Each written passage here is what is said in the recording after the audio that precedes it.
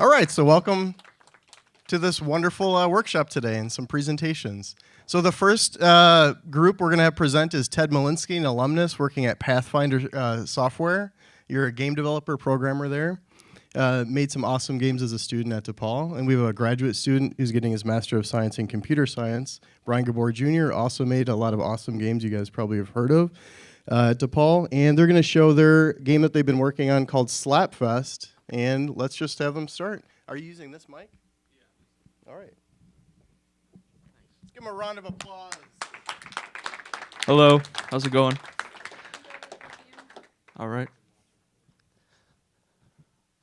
All right, well, this is our game Slapfest here, and we can start off by just telling you a little bit about the game design, and then we can go into the process, and then some of the problems that we ran into. So the game is a two-player game, playing against one another. Each player has an attack and defend light and button. And so if you hit your attack button, you get a light on the top there. It represents health. You want to go and show them? Yeah, we can do that. All right. So here you are. Here's your attack button, and here's your defend button. When I hit my attack button, I gain one bit of health here. And the crux of the game is if I'm attacking and the other player defends, they put me into a stun mode. And at that point, if I have any health lights and they attack, they are able to decrement my health. So at the end, whoever has the most health wins. 30-minute time, 30-second time limit. Yeah. All right.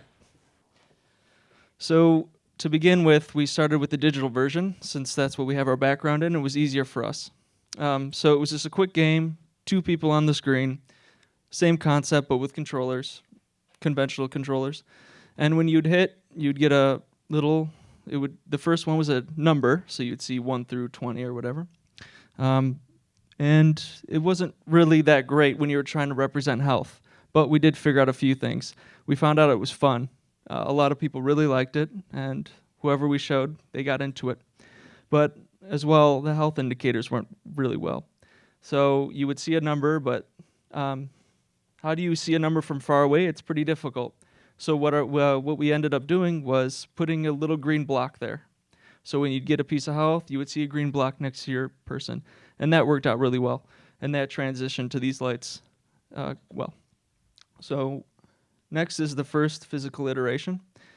We just had a box that our parts came in, our first bunch of parts. So here you can see, here are the buttons underneath. And here are some of the wires. You can see we're starting to put the wires together. But in this we don't have any lights yet. So that was our first. And then from there, we put on some lights. We did a little bit of programming so we could hit the buttons, the lights would increase.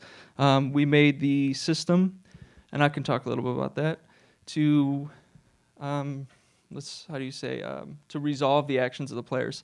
So a weird thing about this is it's going so quick, it's updating so quickly that even if the 2 buttons are hit at the same time, they're still fractions, like microseconds apart. So what we have to do is we have to slow that down by saying, if you see an input, let's wait a few seconds, still updating, but listen. And if another player hits, we'll resolve that action. And it works out well. You want to talk about anything? Yeah, I mean.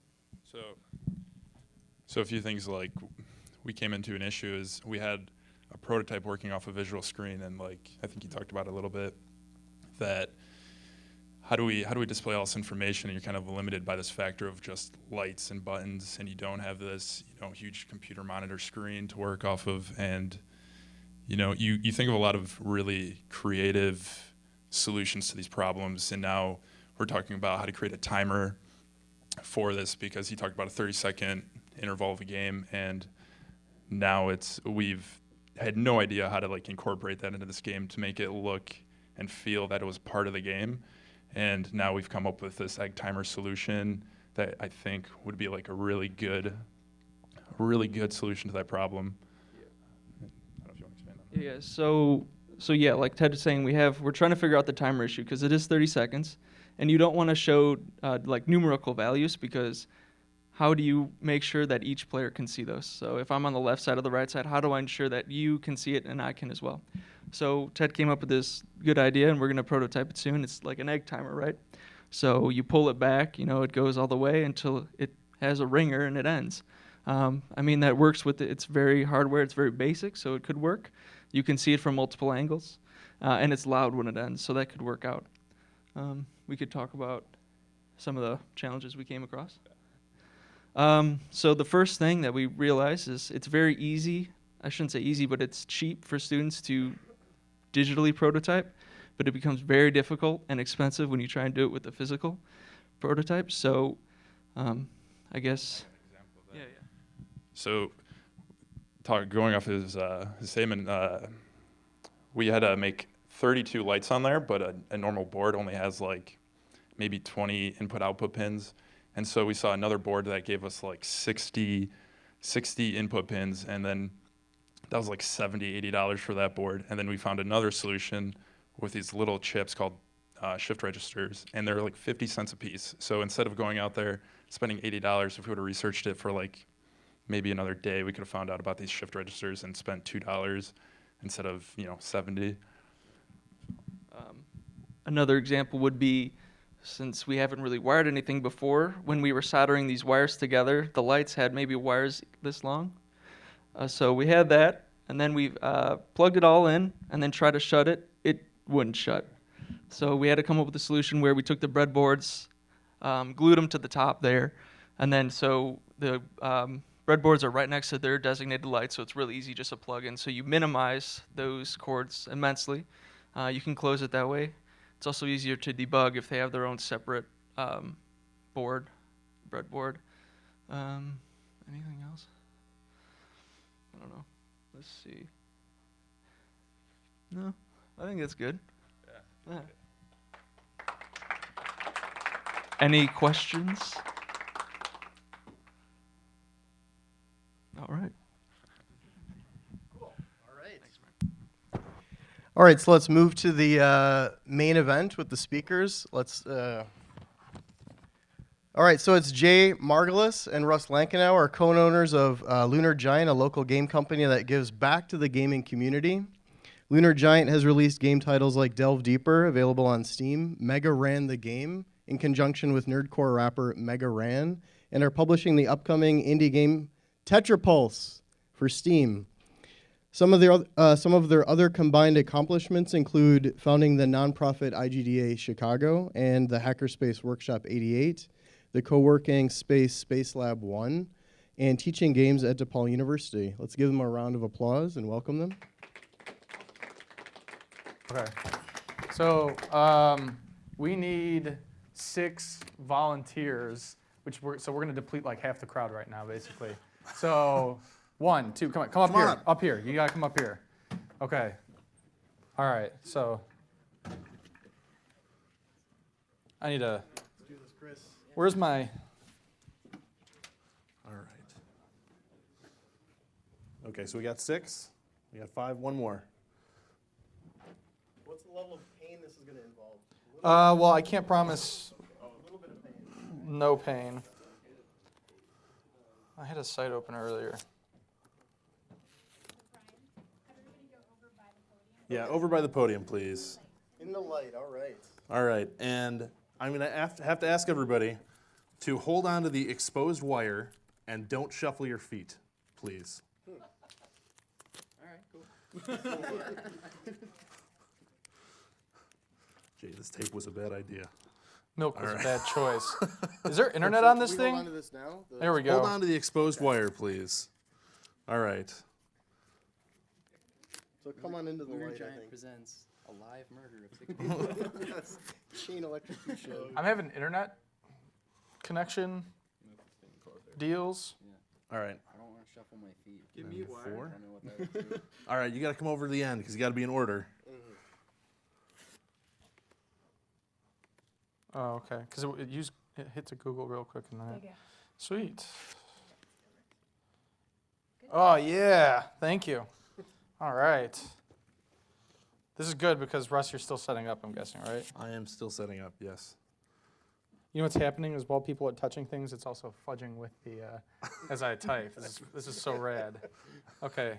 That's why I said try not to shuffle your Yeah, feet. geez. Oh, is that what Why aren't you guys listeners? Well, there are no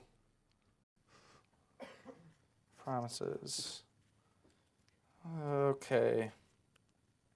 See product page. And I want to make this big.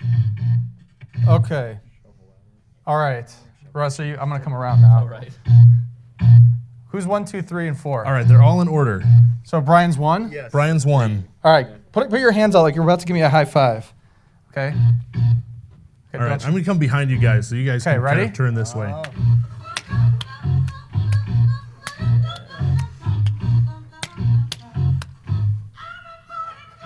Nice.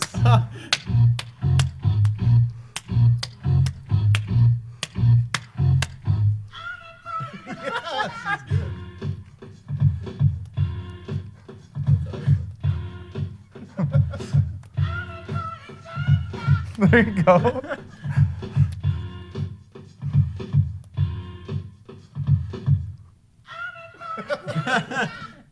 Nice. That's good. Okay. I got the good one. Thank you. Okay, so we can unplug this guy now. That's probably. Okay. All right, thank you. was Everybody can impressive. let go. That was very impressive. Are we done? Or we're You were You're done. You can done. go back to your seats. Thank you very much. Thank you, guys. Okay. So, what does that have to do with what we are talking about today at all? So, as Brian introduced us, is it presentation? Yeah. Got it. All right, sweet.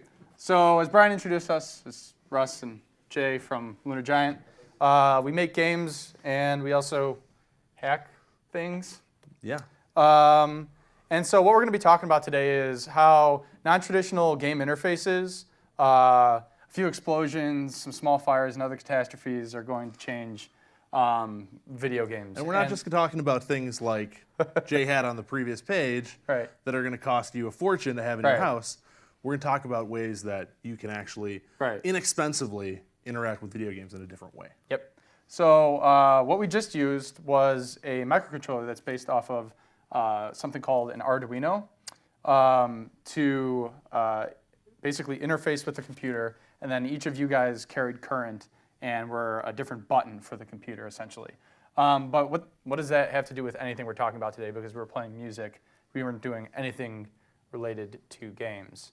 And so I wanted to give you guys an example.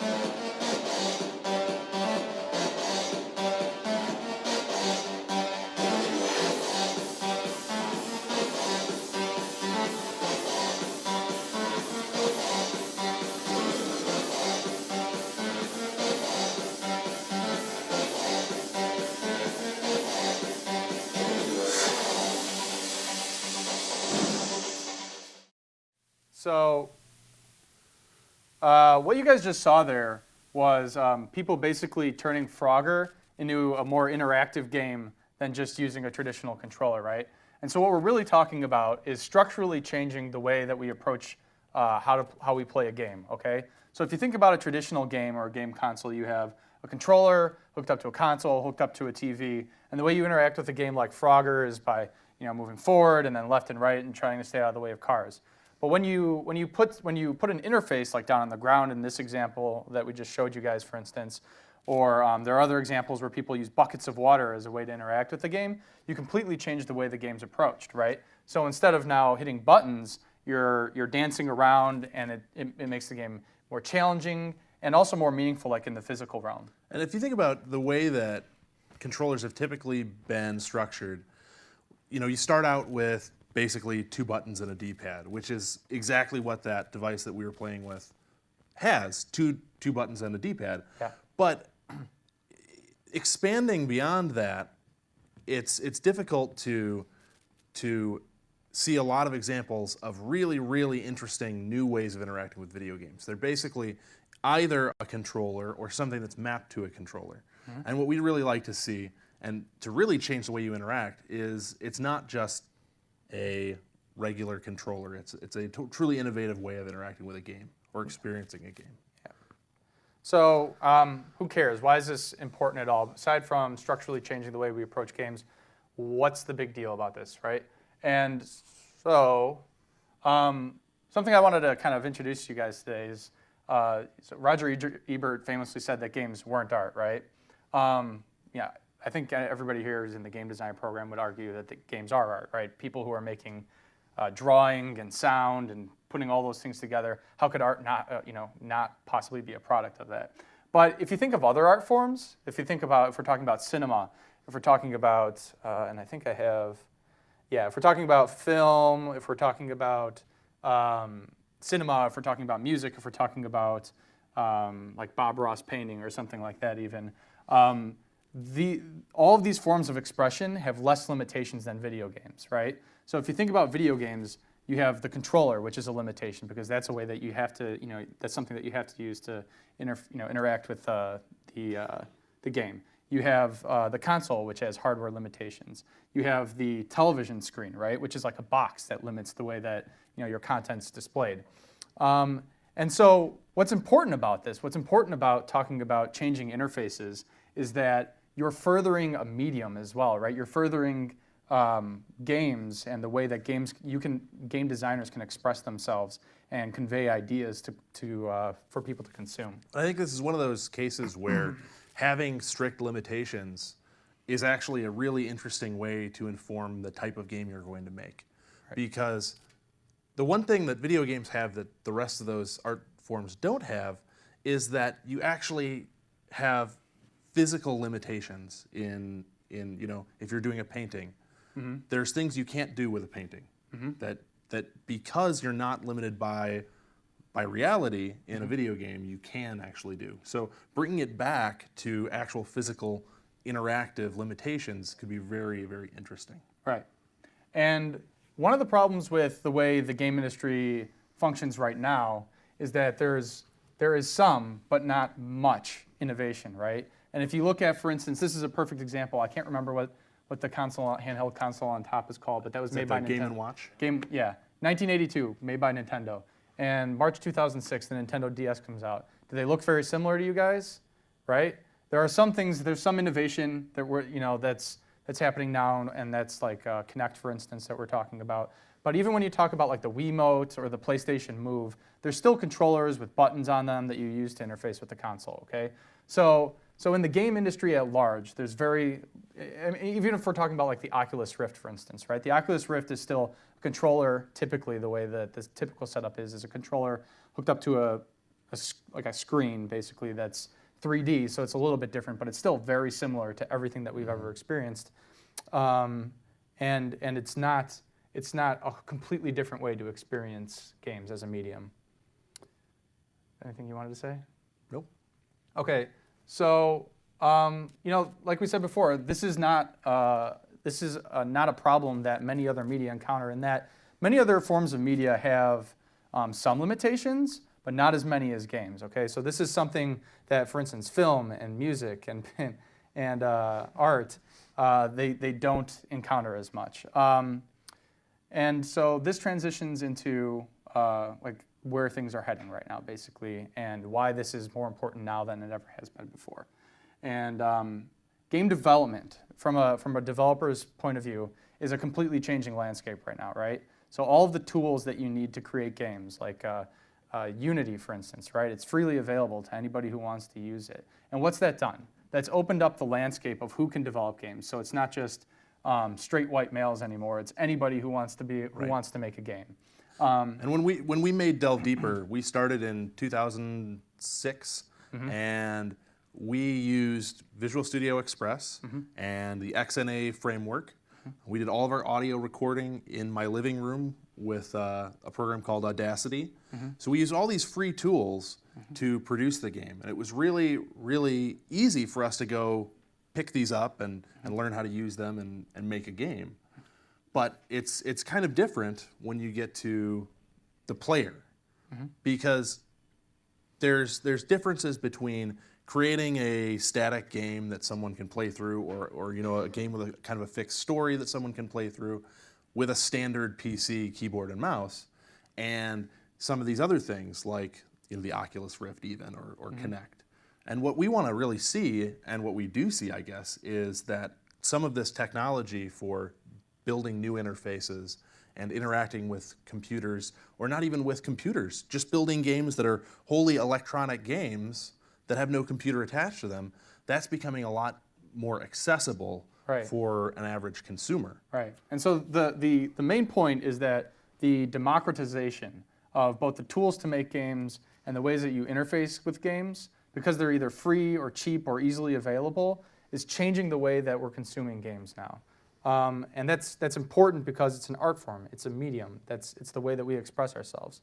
So we did that, and we did that. Okay, so just to reassert, I guess, the point, the way you play video games right now is with the controller, right? The way we just interacted up here is another way you can play a video game, right? So now what? People are buttons, people are controllers. Anything that can conduct a current is a controller. So a banana can be a current, right, that conducts something, or an object that can conduct something. A bucket of water, right, can be a way that you interact with games. And the other thing is that this is a simple device that doesn't require specialized software. So this can be hooked up to any game. It's not just there's a specific piece of hardware for a specific game. So expanding that, if we can build up open standards and open ways of interacting with games, it's easy to add new types of controllers for different types of experiences or different types of people. So how do we make the future? And this is kind of what you just mentioned, Russ. But this is a quote from a guy who runs a hackerspace in South America.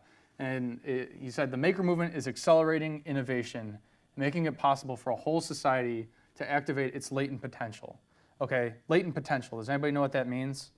Latent potential means the hidden potential that every single person has to be creative, right? It's the potential that every person has to create. And whether somebody considers themselves a maker or not, almost everybody is a maker, okay? And what we're talking about when we're talking about giving people the ability to create their own controllers or to create their own games is unlocking that potential that they have to express themselves and to share the ideas that they have with the world. And so these are the ways that you do that, basically. Yeah. So the Arduino is an open source microcontroller. And if you're not familiar with what a microcontroller is, it's essentially a small single-purpose computer that can be programmed to perform a simple task. So these started out with process control and manufacturing and monitoring sensors.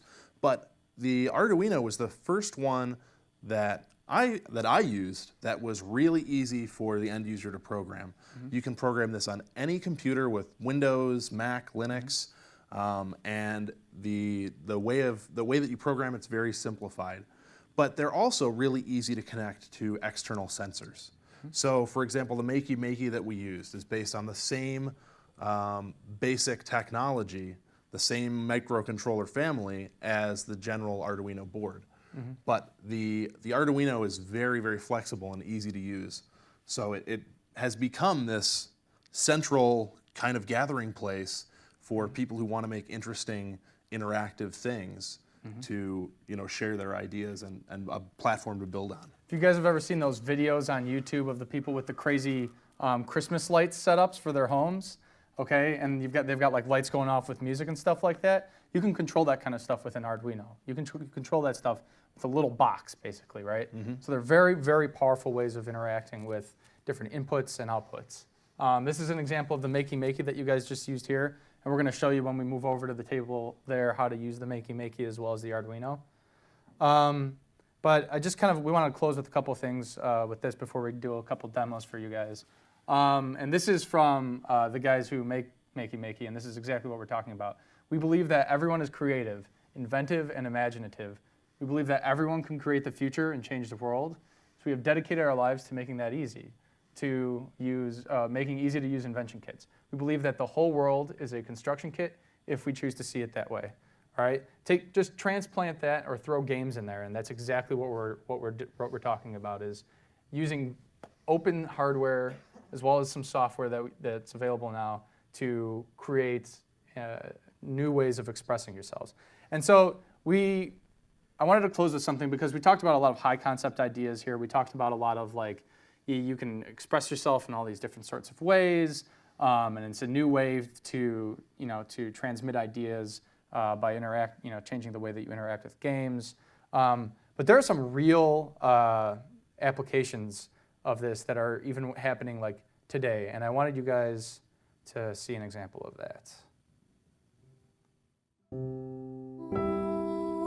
Hi, I'm Thomas. Hi, Thomas. Tell me what your favorite thing in the world is. Video games. Yeah? Which ones are your favorites? Minecraft, Sonic, and Halo.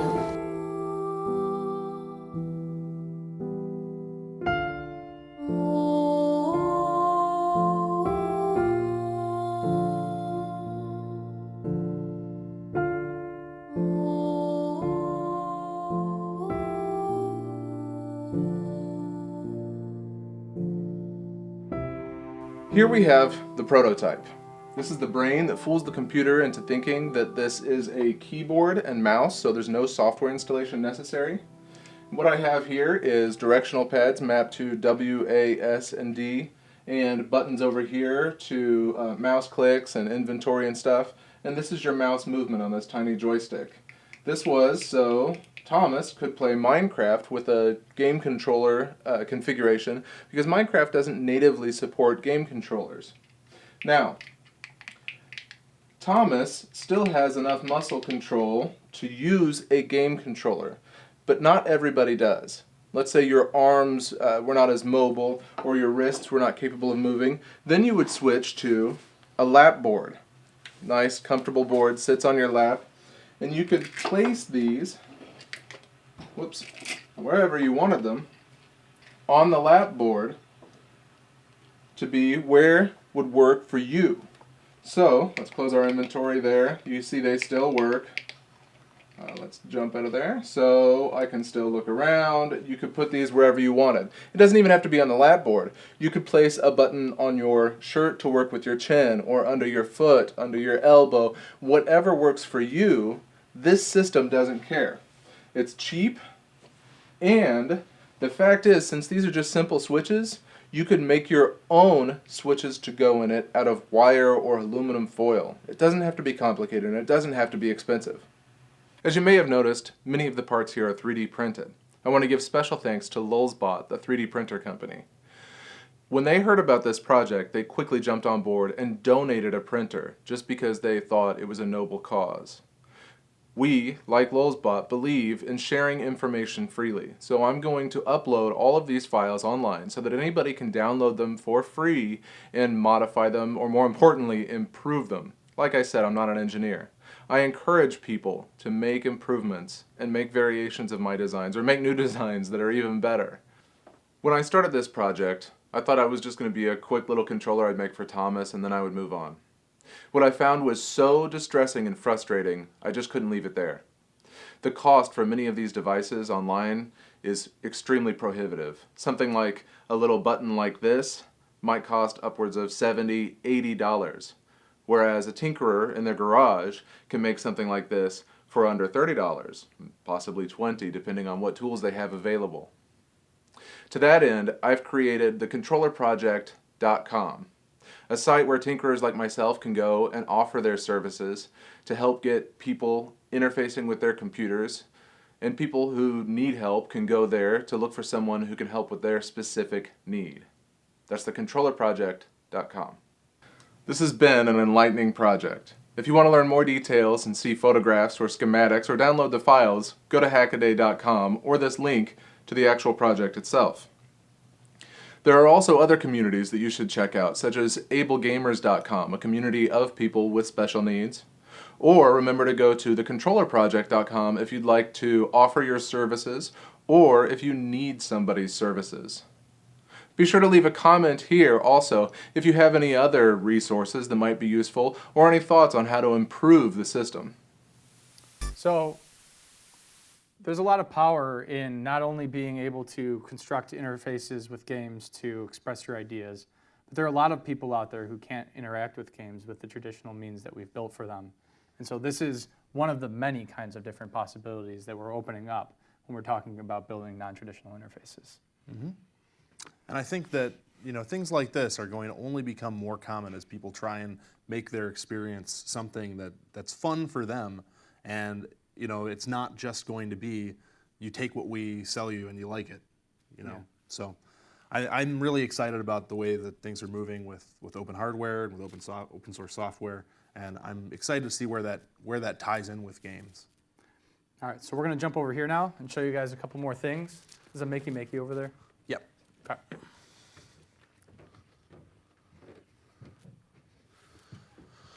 All right, so first we'll show you the makey. So this is what played, what's that song? It's not called Everybody Dance Now, but it's something like that. Anyways, I don't know what I'm supposed to show. There we go. There we go, perfect, okay. So if I take these alligator clips off, you can see that the makey really is just a D-pad and a couple of buttons. And on the back here, you also have options for other inputs. So WASD, FG, what's that? Move your hand back. Okay. There you go. And there are other places that you can hook wires into so that you can interact with more than just the 6 options that are offered on the traditional setup. Down here is also the ground, so that you can ground yourself. So Russ and I were grounded so that we can make the sounds work when we were doing the demo over at the podium. And then, I don't know if you can see this right here, but this is what you connect to the computer. And so this can actually function as an Arduino as well, if you... You have to reprogram the bootloader, but it basically just becomes a general purpose microcontroller rather than the keyboard interface. Right. So anything that can conduct current can be used as a button or an interface. Like we said, bananas, Play-Doh, water, anything, cheese, anything, as we found out yesterday. Anything can be used as a way to interact with the game.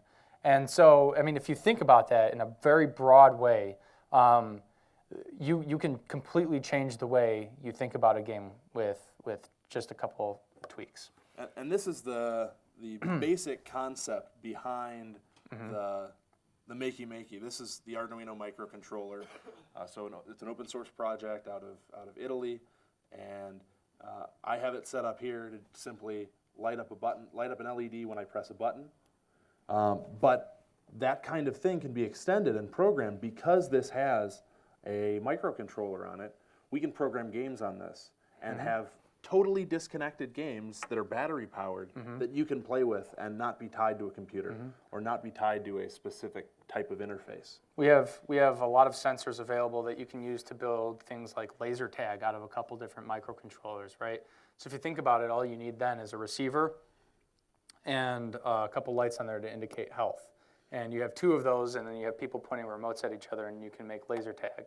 So you can do something as simple as that.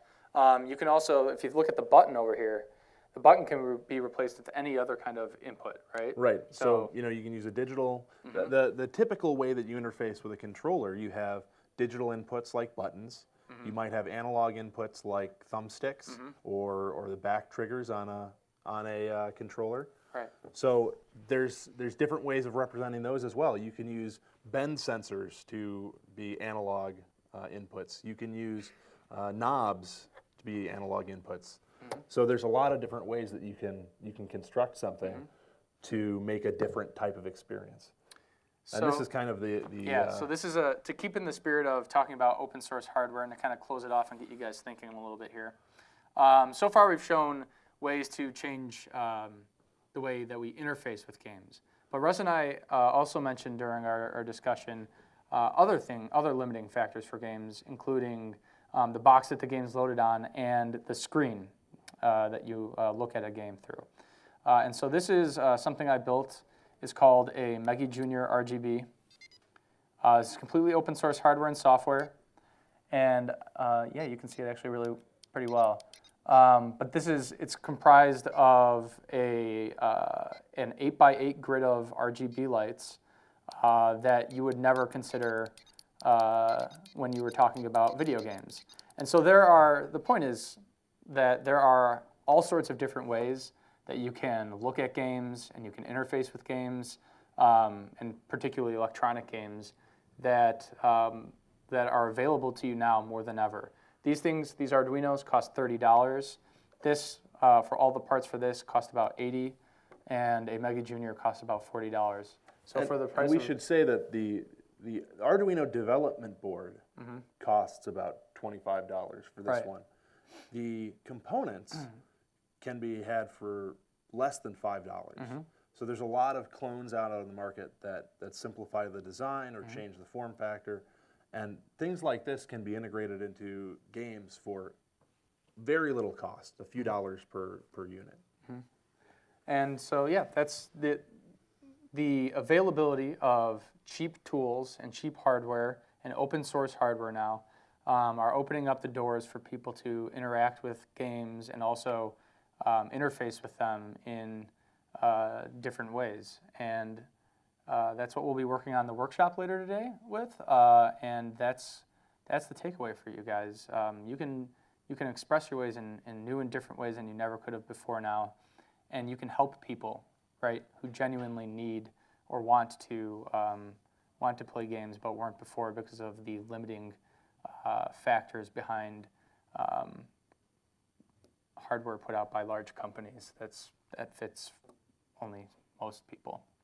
Or not even most people sometimes. Does anyone remember the original Xbox controller? It's designed for people with giant hands. Right. So any questions before we go on? I think we have time for a little bit of Q&A. Any questions?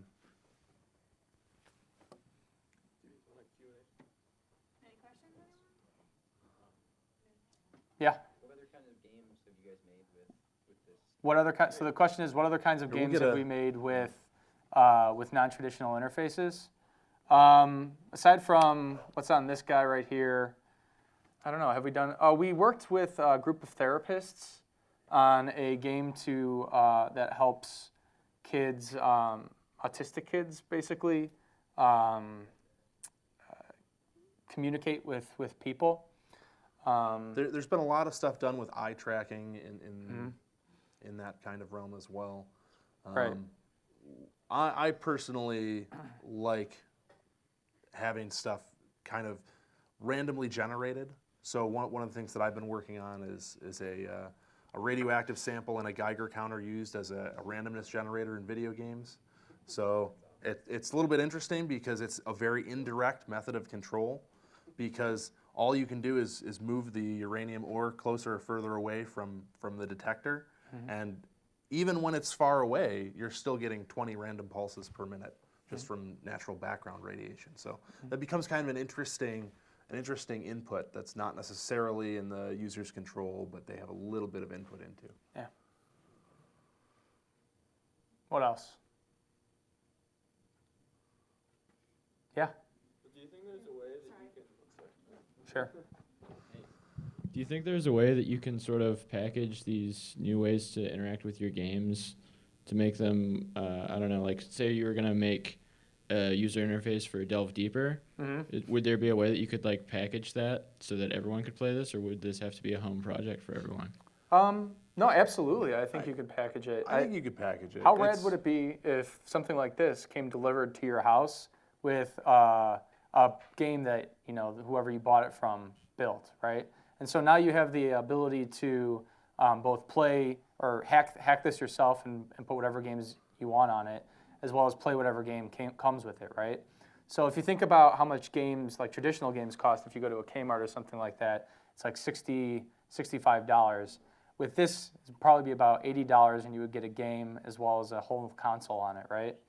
I think there's different ways of looking at it. Yeah. You can look at it as a customization of the interface, in which case you can't really decide what's going to be best for a specific person. But I love the idea of having interesting ways to interact that may be applicable to multiple games. So maybe there's a way that you can build an interface that is applicable to more than just a single game. Maybe top-down real-time strategy games have a convenient interface that's interesting. That's not just a keyboard and a mouse. Maybe shooters have an interesting interface. Typically, because custom interfaces have been tied to specific games, it's been very expensive to produce that kind of thing. But if you had something that was reusable, it becomes a lot more convenient. So if you remember, maybe 10 years ago when Guitar Hero and Rock Band were all the rage, there were multiple games that ran on the Guitar Hero controller, and it became sort of an interesting interface that multiple people could use. I think it's also important to mention that things like the Steam controller that are coming out are open source hardware as well. And so there's a lot of power in large companies putting out open source hardware that you can hack for yourself.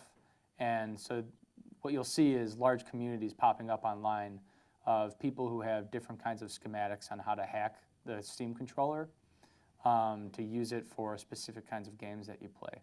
Very similar to how with 3D printing right now, there are a lot of websites out there that have schematics for building like Warhammer 40K figurines that are, I guess you can't call them Warhammer 40K figurines on the internet because you'll get sued.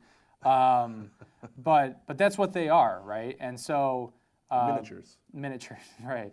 And so by open sourcing that and by having communities that are on the internet for people to share the ways that they're hacking things, I think that's where you're probably going to see a lot of open source hardware and open source interfaces go. Is somebody puts out something like the Makey, and then people come up with new and interesting ways to use this to interface with games and share that with everybody.